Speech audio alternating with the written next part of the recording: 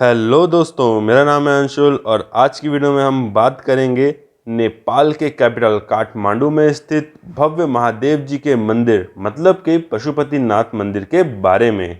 दोस्तों, अगर आप नेपाल घूमना चाहते हैं और काठमांडू के पशुपतिनाथ जी के दर्शन करना चाहते हैं तो ये वीडियो काफ़ी यूज़फुल होने वाली है।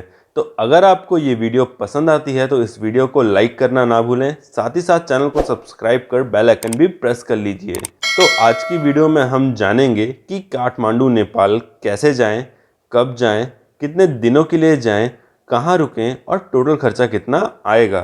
साथ ही साथ ये भी जानेंगे कि काठमांडू जाने के लिए हमें इंडिया से नेपाल में एंट्री करनी होती है तो हमको करेंसी एक्सचेंज कैसे करनी होगी, कहाँ करेंसी एक्सचेंज होगी और इसका रेट कितना होता है। काठमांडू में हमारा इंडियन एटीएम कार्ड काम करेगा या नहीं करेगा, वहाँ कौन सी लैंग्वेज चलती है, पशुपतिनाथ जी के अलावा हमको और कौन कौन सी प्लेसेस पर विजिट करना चाहिए और नेपाल में घूमने का साधन क्या होगा। तो बने रहिए मेरी वीडियो में, मैं एक एक करके इन टॉपिक्स को एक्सप्लेन करूँगा। तो दोस्तों, बात करते हैं कि नेपाल कैसे जाएं। तो फर्स्ट ऑप्शन है गोरखपुर से नेपाल जाना, सेकंड ऑप्शन है बिहार के रक्सौल से नेपाल जाना और थर्ड ऑप्शन है उत्तराखंड के बनबासा से नेपाल में एंट्री करना। इसके अलावा सिक्किम से भी लोग नेपाल में जाते हैं बट उसकी डिस्टेंस थोड़ी ज़्यादा हो जाती है। इन सारे रास्तों में से बिहार के रक्सौल से आपको सबसे कम डिस्टेंस कवर करनी होगी। तो इस वीडियो में हम रक्सौल और गोरखपुर दोनों रास्तों के बारे में बात करेंगे।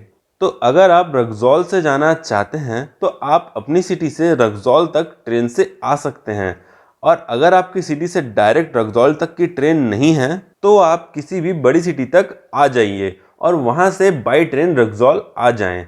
तो रक्सौल पहुंचकर आपको जाना होगा बीरगंज। बीरगंज नेपाल के अंदर पड़ता है, मतलब कि आपको बॉर्डर क्रॉस करना है और आपको यहीं करेंसी एक्सचेंज भी करानी होगी। बीरगंज में ही करेंसी एक्सचेंज काउंटर बने हैं जहां से आप इंडियन रुपीस को नेपाली रुपया में चेंज करवा सकते हैं। इंडिया का 1 रुपीस नेपाल के 1.64 रुपया के इक्वल होता है, मतलब कि अगर आपके पास 100 इंडियन रुपीस हैं तो आपको 164 नेपाली रुपया मिलेंगे। आप यहीं से अपनी करेंसी चेंज करवा लीजिए क्योंकि नेपाल में नेपाली रुपया ही चलता है। हाँ, कहीं कहीं इंडियन रुपीस भी चलते हैं बट आपको तब रेगुलर से ज़्यादा अमाउंट देना पड़ेगा, इसीलिए करेंसी एक्सचेंज कराना सही रहता है। बॉर्डर पर करेंसी एक्सचेंज कराने का कोई एक्स्ट्रा अमाउंट नहीं लगता, मतलब कि जितने इंडियन रुपीस आपको चेंज करवाने हैं वो आप यहाँ से करवा लें और रिटर्न आते टाइम यहीं से बचे हुए नेपाली रुपये देकर इंडियन रुपीस वापस चेंज करवा लें। तो रक्सौल पहुंचकर आपको बीरगंज इसीलिए जाना होगा क्योंकि बीरगंज से ही आपको डायरेक्ट काठमांडू के लिए टैक्सी, कैब और बस मिलेगी। बीरगंज से काठमांडू नेपाल की दूरी 135 किलोमीटर्स है और ये 135 किलोमीटर्स तय करने में आपको 4 से 5 घंटे लग जाते हैं अगर आप बस से जाते हैं तो। और अगर आप शेयरिंग टैक्सी या कोई भी पर्सनल कार या कैब बुक करते हैं तो हार्डली आप 3.5 घंटे में काठमांडू पहुंच जाएंगे। फेयर की बात करें तो बस वाला आपसे 600 रुपीज़ पर पर्सन लेगा और अगर आप कार बुक कर रहे हैं तो आपके 3,500 से 4,000 रुपये खर्च हो जाएंगे। ये तो बात हो गई रक्सौल रूट की। अब बात करते हैं गोरखपुर वाले रूट की। तो सबसे पहले आपको अपनी सिटी से गोरखपुर तक बाई ट्रेन आना होगा या गोरखपुर की डायरेक्ट ट्रेन ना हो तो आप नौतनवा तक भी आ सकते हैं। वैसे आप ट्राई करें कि आप डायरेक्ट नौतनवा ही आएँ क्योंकि वहीं से हमको रोड जर्नी स्टार्ट करनी है। नौतनवा से आपको इंडिया नेपाल बॉर्डर सुनौली तक जाना है जो कि आप ऑटो या बस से जा सकते हैं और आप सुनौली पर ही करेंसी एक्सचेंज करवा सकते हैं जिसका प्रोसीजर मैंने आपको पहले ही बता दिया है। तो आप सुनौली बॉर्डर पे अपनी करेंसी एक्सचेंज करवाइए।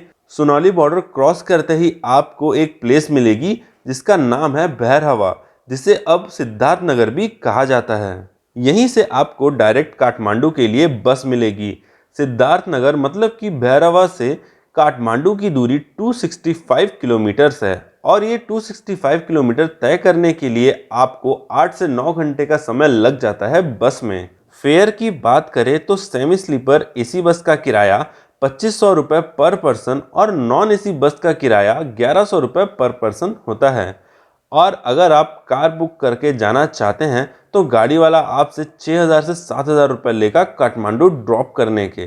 ये सब तो बात हो गई ट्रेन एंड रोडवेज की। अगर आप इतना लंबा सफ़र नहीं करना चाहते हैं तो आप डायरेक्ट काठमांडू तक फ्लाइट से भी आ सकते हैं।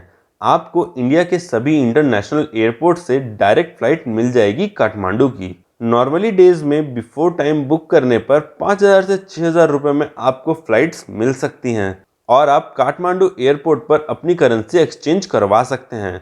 तो अब हम काठमांडू पहुंच चुके हैं। काठमांडू आने का सबसे बेस्ट टाइम की बात करें तो वो है अक्टूबर से मई का समय। थोड़ा सा मानसून को अवॉइड ही करें क्योंकि मानसून का समय अच्छा नहीं होता वहाँ। तो आप विंटर्स में ही जाएं जिससे आप आराम से काठमांडू घूम पाएंगे। अब बात की जाए कितने दिनों का ट्रिप बनाना चाहिए तो आपके पास दो ऑप्शंस हैं। फर्स्ट कि अगर आप ओनली पशुपतिनाथ जी के दर्शन करके रिटर्न आना चाहते हैं तो फिर आपके लिए 2 दिन ही सफिशिएंट है। मतलब कि 2 दिन काठमांडू में स्टे करना है और बाकी आने जाने का समय अलग। और अगर आप काठमांडू के साथ साथ और भी प्लेसेस पर विजिट करना चाहते हैं तो आपको एटलीस्ट 5 डेज का ट्रिप बनाना ही होगा। तो आप अपने हिसाब से ट्रिप बनाएं। अब बात करते हैं काठमांडू में स्टे करने की। काठमांडू में पशुपतिनाथ मंदिर के पास ही एक मार्केट है जिसका नाम है थामेल बाजार। थामेल बाजार के पास ही आपको बहुत सारी धर्मशालाएं देखने मिल जाएंगी और साथ ही साथ यहाँ पे आपको बहुत सारे होटल्स भी मिलेंगे। धर्मशाला के फेयर की बात करूँ तो आपको 300 से 400 रुपये में बहुत सारे धर्मशाला देखने मिल जाएंगे और होटल के फेयर्स की बात करें तो 600 से 700 रुपये से आपको होटल मिलने स्टार्ट हो जाएंगे। अब बात करते हैं खाने की तो आपको वहाँ खाने की कोई प्रॉब्लम नहीं होगी। वहाँ आपको वेज नॉन वेज दोनों ऑप्शन मिल जाएंगे, वो भी काफ़ी पॉकेट फ्रेंडली रेट्स में। मतलब कि 100 से 150 रुपये में आपको थाली मिल जाएगी। और रही बात लैंग्वेज की तो नेपाल में हिंदी भी बोली जाती है तो आपको लैंग्वेज की किसी तरह की कोई प्रॉब्लम नहीं होने वाली। और रही बात एटीएम की तो आपके एटीएम कार्ड्स वहां आराम से काम करेंगे बट पर ट्रांजैक्शन आपका 175 रुपीज़ कटेगा बैंक के साइड से। तो चलिए बढ़ते हैं पशुपतिनाथ जी के दर्शन की ओर। तो वहां एक बात का ध्यान रखिए कि मंदिर के अंदर मोबाइल कैमरा अलाउ नहीं है। वहां बाहर काउंटर्स बने हैं तो आप वहां मोबाइल कैमरा रख दीजिए या आप किसी भी शॉप में अपना सामान रख सकते हैं। सामान रख कर आप मंदिर में प्रवेश करिए, हर हर महादेव जी का जाप कर महादेव जी का आशीर्वाद लीजिए, अपनी मनोकामनाएं मांगिए और मंदिर से बाहर आएं। वहाँ और भी छोटे छोटे मंदिर हैं तो आप सारे मंदिरों में माथा टेकें और भरपूर टाइम दें वहाँ। अब बात करते हैं कि पशुपतिनाथ घूमने के बाद अगर आप और भी जगह घूमना चाहते हैं तो आप वो कैसे करें। तो मंदिर के पास ही जो थमेल बाजार है वहाँ आपको बहुत सारे टैक्सी वाले मिल जाएंगे जो कि आपसे 1800 से 2000 रुपये चार्ज करेंगे और लोकल साइट सीइंग घुमवा देंगे और ये सब प्लेस घुमाकर वो आपको उसी बाज़ार में रिटर्न ड्रॉप कर देंगे।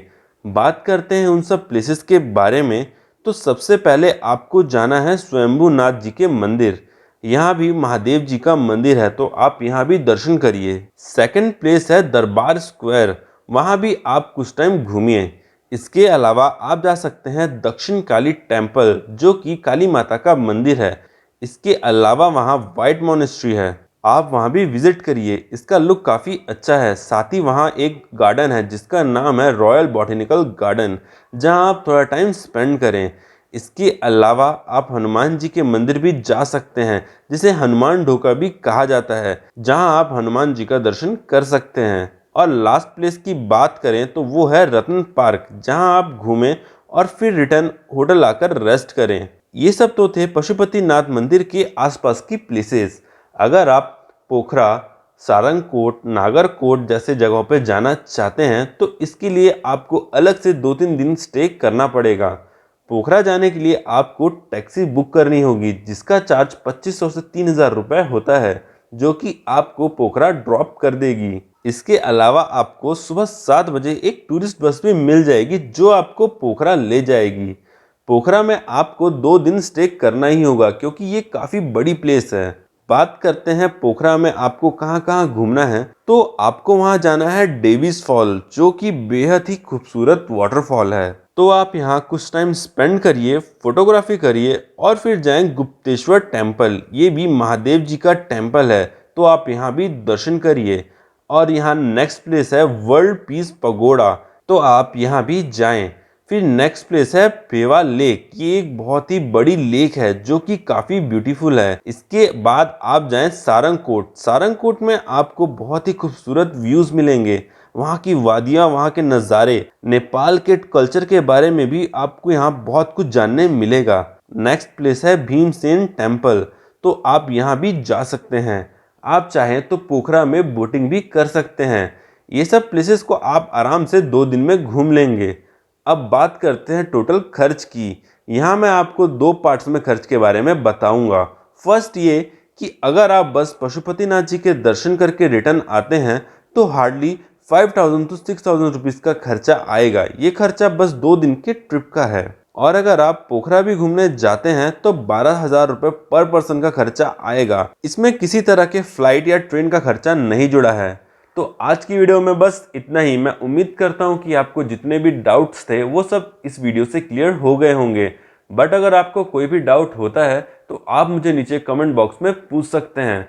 साथ ही साथ आप कमेंट बॉक्स में ये भी बताइए कि आपको कौन से प्लेस के बारे में जानकारी चाहिए। इसके बाद आप मेरी पिछली वीडियो चेकआउट कर लीजिएगा। अगर आपको ये वीडियो पसंद आती है तो इस वीडियो को लाइक करें और इस चैनल को सब्सक्राइब करें। साथ ही साथ इसी तरह की ट्रैवलिंग वीडियोस के लिए बेल आइकन को प्रेस कर दीजिए ताकि आपको आने वाली वीडियोस की अपडेट मिलती रहें। तब तक के लिए bye bye. Wish you a very happy journey.